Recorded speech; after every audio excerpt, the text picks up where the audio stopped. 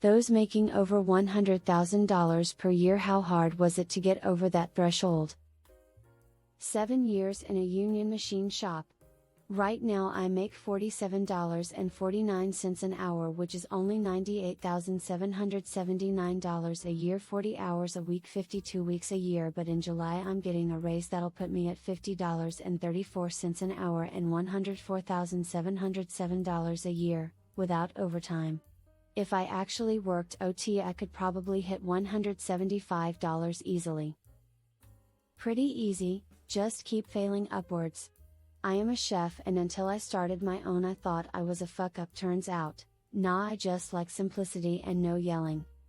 Tremendous what that can do. I had to leave nonprofit work. 15 years at one company got me up to 96K. Job hop got me to 106K. 1 year got me up to 110K. Don't be like me, children. Engineering not really hard, as it's pretty common once you get your professional engineering designation. The trick is to be willing to switch jobs often. A lot of companies don't do much internal promotion. I've switched jobs every 2 years since college and gotten a $10,000 raise every single time. Worked up to middle management at a Fortune 500 company. It wasn't difficult, but it did take a while. I just had to wait until 100K wasn't actually that much money anymore. Engineering. One promotion since graduating 4 years ago did it. Easy, just go on Reddit and say you're a coder making $350K a year. 100K was easy, I'm a good software engineer, but I also got lucky. 38K 6 months, 45K 52K 3 years, same company, 80K switched companies and city, 100K got lucky, team lead quit right when I joined, 6 months.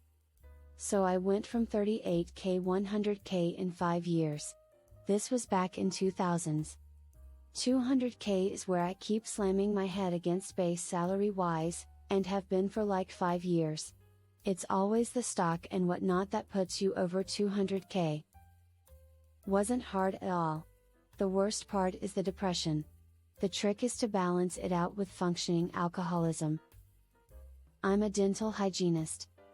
School fucking sucked. Worst years of my life. To become a RDH is hard, but afterwards it's mostly easy. I work 31 hours a week-ish. If I worked 40 hours I'd be over the 100K mark. If I did temp work, I'd make even more. The salary for hygienists vary, but it is usually good. Edit: I don't work more hours or do temp work because I'm lazy and value time off work. Lol. Money is great. But money can't replace time. Happened a lot faster than I thought it would. Also ended up being way less spending money than I thought it would be. I spent $375,000 on education and dedicated every aspect of my life from age 18-34 to my profession. I will die alone with slightly more wealth than if I had not done all this work. So, should have just married well.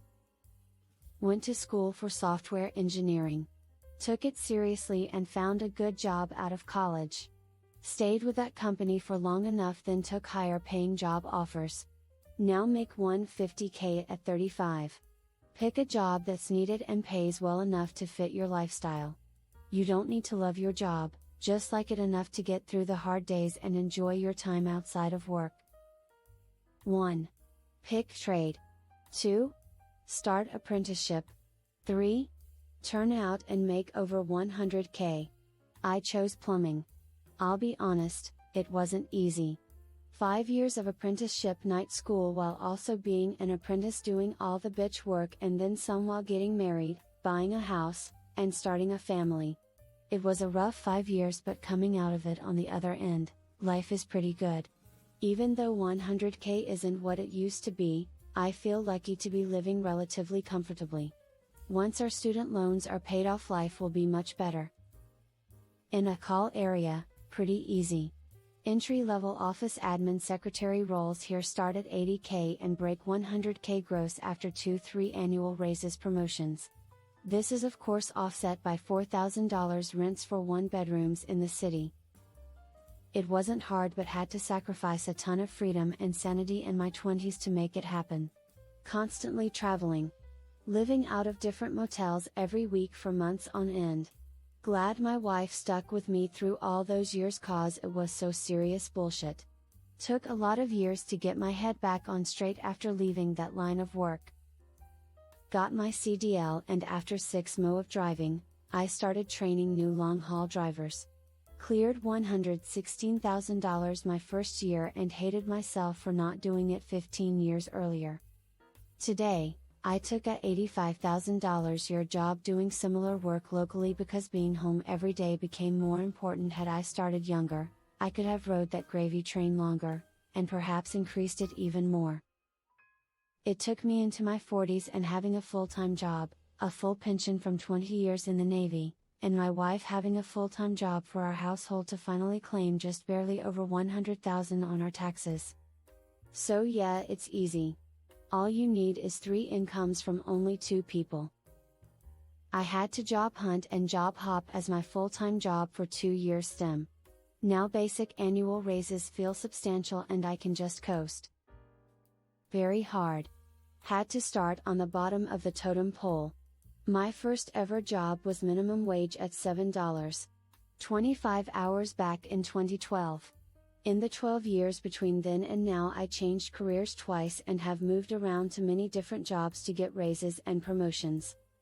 At each of those jobs I busted my ass to get better for my own sake, so this does not mean I was working crazy 70-hour weeks. Would never do those. Instead I'd simply learn more about my career and industry on my own time. Rinse and repeat over the course of about 7 years. It's all accumulated into the position I'm in now. I currently make about $3,000 week or over $150,000 year. Second real job out of college, after a few years of screwing around in the bar scene as a bartender and manager. Once I went into IT, spent 3 years at $70K, next job was $100K, 4 years there took me to $145-ish. After that I switched to technical sales and have been doing $200 for 2 years. I used my time to build a broad-based skill set in IT, then specialized in a pretty niche skill and got really good. Some side consulting work and a board position padded my resume nicely. Broke $100K in early 30s, and $200K at 40.